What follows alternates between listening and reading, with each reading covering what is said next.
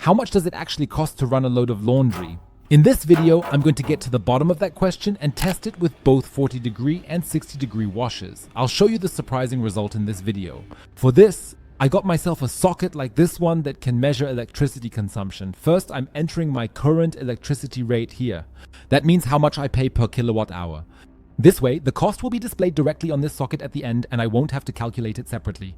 Before I use it, of course, I reset everything to 0, then plug it into the outlet, and now I plug my washing machine into this socket.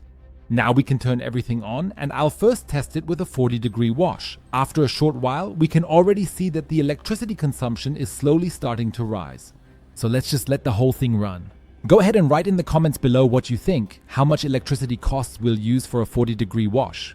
It's worth mentioning that there are, of course, also water costs involved, but here we only want to calculate the pure electricity costs. Once the machine has entirely finished its cycle, we turn it off and can then clearly see on the power socket display that we used exactly 0.641 kilowatt hours of electricity, which cost us 22 cents.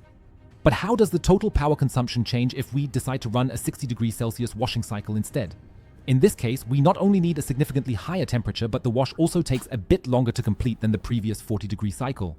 So we turn it on and let it run all the way through to the very end. Of course, just like before, I reset the socket completely to 0 so that the results aren't skewed. After the washing machine is done, we can now see on the meter that we used 1.166 kilowatt hours for the 60-degree wash, which means electricity costs of 40 cents. If you also want to measure the electricity consumption of things in your household, you'll find the link to this socket in the video description or in the pinned comment. And if you also want to know which common laundry mistakes nearly every person frequently makes, even though no one should, then be sure to check out the video you now see on the screen.